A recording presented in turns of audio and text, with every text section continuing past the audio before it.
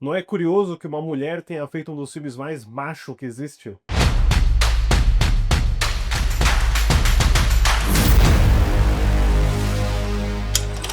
Olá, fãs da sétima arte, meu nome é Lucas Nascimento e esse é o Lucas Filmes. E depois de quase 10 anos, depois de 8 longos anos, a gente finalmente vai ter um novo filme da Catherine Bigelow, né? A diretora americana, que é uma das melhores quando se trata de ação, quando se trata de tensão e thriller político também. Já comentei aqui no canal sobre dois filmes dela que eu gosto bastante: o Blue Steel com a Jamie Lee Curtis, que é o Jogo Perverso, e o Estranhos Prazeres com o Ray Fiennes, que é tipo assim um dos filmes mais subestimados de todos os tempos, tá? Assistam Estranhos Prazeres. E antes do Casa de Dinamite, que vai estrear na Netflix nesse próximo mês de outubro, vai ter exibições no cinema no dia 9. Dê uma olhada aí na programação da sua cidade. Vou falar sobre três filmes da Catherine Bigelow, né? Mais três aqui para o catálogo. Dois deles, né, mais alinhados com o Casa do Dinamite, que é o Guerra ao Terror e o Zero Dark Thirty. Mas eu não poderia, né, deixar faltando aqui no canal, apesar de não ter nada a ver com a fase atual dela,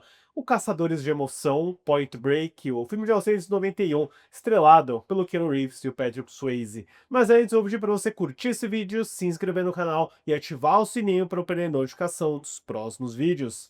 Bom, antes da Catherine Bigelow se tornar a primeira mulher a vencer o Oscar de melhor direção por Guerra ao Terror lá em 2009, ela era especializada em filmes de ação dos anos 90, pessoal. Eu comentei aqui sobre o Jogo Perverso, que é um ótimo filme de gato e rato, de polícia e ladrão, ambientado no final dos anos 80, e depois daquele projeto, ela estava atrás do próximo filme que ela faria, ao mesmo tempo que a gente tinha uma ideia original, um roteiro desenvolvido pelo W. Peter Leaf e o Rick King, que no final dos anos 80 estava atraindo nomes como Charlie Sheen, Johnny Depp, Matthew Broderick e um potencial filme para o Ridley Scott dirigir, né? O Ridley Scott também estava numa fase muito comercial naquela época.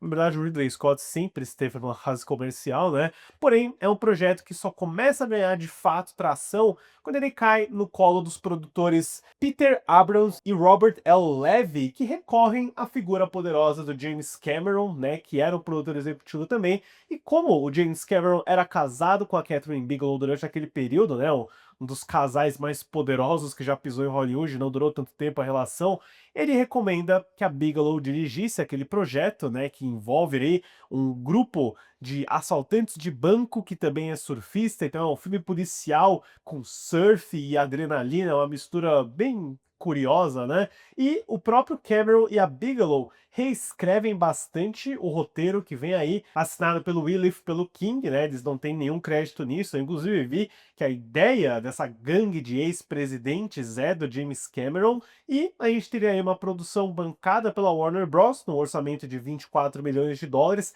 gravações ao longo de várias praias na Califórnia, nos Estados Unidos e na Austrália também. E, né, eu não tenho muitas curiosidades, assim, sobre bastidores. Eu li que o Keanu Reeves e o Patrick Swayze, de fato, aprenderam a surfar para esse filme, e o Swayze era meio que o cara que não queria usar dublê, não queria usar nada, né, ele fez todos os saltos, né, de paraquedas ele mesmo, e você consegue ver isso em tela, né, uma imagem impressionante, assim, né, o cara é realmente um daredevil, como eles chamam, chegou a quebrar várias costelas durante as filmagens. O que eu acho divertido é o fato de que antes dele se chamar Point Break, que se refere àquele termo lá de quando a onda quebra, ele iria se chamar Johnny Utah, que é o nome do Keanu Reeves nesse filme, e até Riders on the Storm, como referência a uma música do The Doors. Engraçado que o Strange Days é de uma música do The Doors, então acho que a Bigelow tava doida pra pegar alguma música da banda pra fazer o título, né? O Point Break deu literalmente durante a produção do filme, que chegaria aos cinemas em 1991, e apesar de não ter sido tão quente na época, né, de não ter sido um estouro absoluto, ele se deu bem no lado financeiro, a gente já falava sobre isso. Eu sinto que a reputação dele só cresceu ao longo dos anos, ele virou uma espécie de cult dos filmes de ação dos anos 90, de performances do Keanu Reeves. Eu confesso que eu assisti Point Break depois de Chumbo Grosso do Edgar Wright, né, porque o personagem de Dick Frost é viciado em Point Break naquele filme, aí eu fui assistir a partir disso, né? O resultado é um recorte da época, né? É um filme completamente anos 90, apesar de estar no início daquela época, que é muito divertido, que sabe o que quer fazer, é entretenimento de primeira e também é excepcionalmente bem dirigido. A Catherine Bigelow sabe o que faz. A história do filme acompanha o jovem agente do FBI Johnny Utah, vivido por Keanu Reeves, que é transferido para a Califórnia, onde deverá se infiltrar em um grupo de surfistas liderado por Bodhi, vivido por Patrick Swayze, principais suspeitos de serem uma notória gangue de assaltantes de banco. Você já começa a perceber a mistura, né? Uma história de FBI, de agente infiltrado, de surfistas, de assaltantes a banco. É uma mistura não muito comum, né? Mas que traz um frescor de originalidade para o gênero de policial, né? Naquela época tão em alta, né? Do tipo de missão e de cenário onde você pode jogar uma dupla de policiais, né? Aqui, além do Keanu Reeves, tem o parceiro dele, o Papas, vindo pelo Gary Busey, né? A clássica dinâmica de um policial mais velho, de um policial mais novato. E aí você tem esse cenário super ensolarado e fresco, né, das praias da Califórnia. O Point Break, ele é um filme que você tem que assistir no calor, né, no verão, tipo, o ventilador tem que estar ligado enquanto você está assistindo Point Break, né, principalmente que isso dá uma imersão completa na história. Ele é um procedural, né, ele é formulaico no sentido de história, no sentido de progressão na investigação, mas ele é super bem feito, né, acho que ele é aquele regrinha, né, de roteiro, de você tem que fazer desse tipo de filme, mas que é bem executado. Afinal, você tem o James Cameron envolvido, tem a Bigelow envolvida também no roteiro, apesar de não estar acreditado. Então aí tem uma progressão bacana, né? E eu gosto de como ele começa bem focado na investigação de quem são os assaltantes a banco, né? Que usam máscaras de ex-presidentes como Richard Nixon, como Ronald Reagan, né? Figuras mais conservadoras, óbvio. E eles vão ter uma investigação, né? Através de uma excelente pista, né? O fato de que um deles mostrou a bunda para a câmera, e aí o policial do Busey começa a perceber, olha, ele tem uma linha de bronzeamento, e aí ele começa a criar a ligação de que eles são surfistas, né, através de alguns resíduos que eles encontraram no banco, né, então existe uma investigação bacana, né, para você chegar à conclusão, a teoria do personagem do Papas, de que os assaltantes são surfistas. E aí entra o Johnny Utah, que é um ex-jogador de futebol universitário convertido a agente do FBI, que é interpretado pelo Keanu Reeves, bom, da forma como o Keanu Reeves costumava atuar nos anos 90, que não é tão bom. Não é tão bom. Ele é muito esforçado, mas ele garante ótimos memes, né? Tem frases icônicas dele nesse filme, como por exemplo, I am an FBI agent! Ou quando ele tenta arranhar o espanhol, né? Vaya con Dios. Tipo, é uma performance bem pateta, pra ser sincero, né? Ele não tem aquela presença forte, assim, super carismática que você imaginaria no personagem assim. Por isso que eu sempre considero que o John Wick e o Neo são personagens perfeitos pra ele, né? Porque eles não exigem que ele transpareça tanto as emoções, né? É um personagem mais calado, mais frio. John Constantine é um exemplo disso também. E é curioso pensar como o Keanu Reeves interpreta muitos personagens chamados John, né?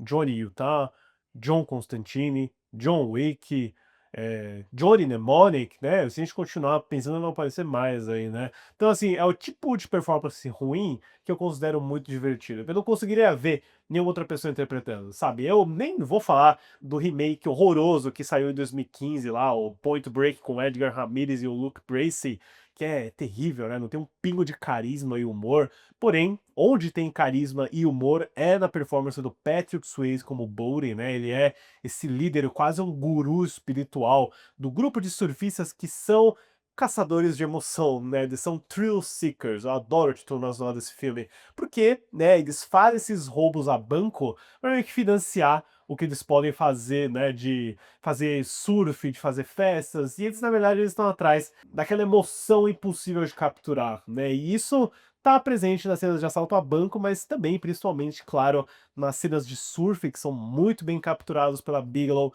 e o diretor de fotografia Donald Peterman, né, e eles começam a progredir, né, não fica só no surf, você tem sequências de skydiving, de saltos de paraquedas que são espetaculares, arrebatadoras mesmo, sabe? Aquele tipo de coisa que não tem como fakear, né? Num CGI, numa tela verde, num volume. Você tem a intensidade e energia de cameramans, de operadores de câmera que foram lá e realmente saltaram de um avião. Eu acho isso insano e isso transparece na tela, né? Aquela energia tá lá. Assim como nas cenas de ação mais intensas, né? Ele tem cenas de perseguição a pé que parece que já estão antecedendo o que a Bigelow ia fazer no Strange Days, né, de ter aquela coisa da perspectiva em primeira pessoa. Tem muito disso aqui no Point Break, né, e as cenas de ação são intensas, né, os golpes, os tiros, toda vez que alguém leva um tiro nesse filme, você sente, tem um impacto muito forte, né, e tem essa cena, né, incrível, onde o Keanu Reeves aponta a arma pro Patrick Swayze com a máscara do Ronald Reagan, e os dois se encaram por um longo período de tempo, né, e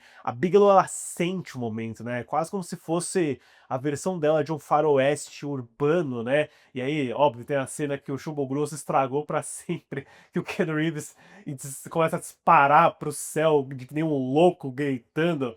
É muito bom, é um filme que ele tem a noção do operático, né, do exagero, do drama, na medida certa, né, nem é um filme de ação agressivo, nervoso, super bem feito, super bem coreografado, o clímax, né, que enquanto você tem aquela sequência de paraquedas que é catártica, que é reforçada na amizade do Bodhi e do Johnny, mesmo que os dois saibam que estão nos lados opostos da lei, que inclusive é a mesma premissa do Velozes e Furiosos, tá? Eles copiaram totalmente o Caçadores de Emoção, troque o surf por corrida de rua ilegal e é a mesma coisa. Nesse daqui, né, quando você chega no final daquela perseguição insana pra salvar, né, meio que o elo mais fraco do filme, que é a Terry, vida pela Lori Petty, que tem que ter, né, aquele elemento de, o policial infiltrado que foi fundo demais, se apaixonou pela mulher do bandido e agora ele meio que mistura, né, aquela moralidade preto e branco e a bússola moral cinzenta dele, né, mas o clímax, ele é pura adrenalina, né, quando você tem o Johnny tá pulando do avião sem paraquedas para tentar ir atrás do Patrick Swayze, que de fato pula, né, de verdade do avião, é muito bom, é demais, é de um tipo de energia e vibrância que só um filme de ação dos anos 90 tem, que hoje acho que é meio que impossível de recapturar, né? Hoje o cinema de ação, ele evoluiu para uma outra área, né? O próprio John Wick é empolgante, é animal, né, no próprio sentido dele, mas algo tão puro e às vezes até meio bobinho que nem o Point Break, é impossível de assistir de novo, né? Aquele filme chegou na hora certa, no momento certo, com o elenco certo e a direção certa também, né? Esse filme aqui é garantia de uma diversão, de um entretenimento puro, que é escapista, mas nunca deixa de ser executado com perfeição. Para Caçadores de Emoção, de 1991, eu dou uma nota 8. E do lado financeiro, apesar do Caçadores de Emoção não ser um grande estouro, ele pagou o investimento, conseguiu fazer uma boa graninha, chegou dos cinemas americanos em 12 de julho de 1991, com uma estreia em 8,514 milhões, que ajustado para a inflação, cresce para 20,253 milhões, fazendo um total doméstico de 43,218 milhões, que ajustado para a inflação, cresce para 102,802 milhões, e no mundo inteiro um valor de 83,531 milhões, que ajustado para a inflação, cresce aí para quase 200 milhões de dólares. Eu nem mencionei o fato, né, de que tem uma cena em que o Johnny Hill tá, por algum motivo, luta com todo o Red Hot Chili Peppers na praia, né, mais uma pérola desse filme. Eu absolutamente recomendo, pessoal, não sei se vocês já viram, né, passem longe daquele remake de 2015 que é terrível, não tem carisma algum, e fiquem com esse daqui, que é uma grande pérola dos anos 90, e eu confesso que eu sinto falta da Catherine Bigelow fazendo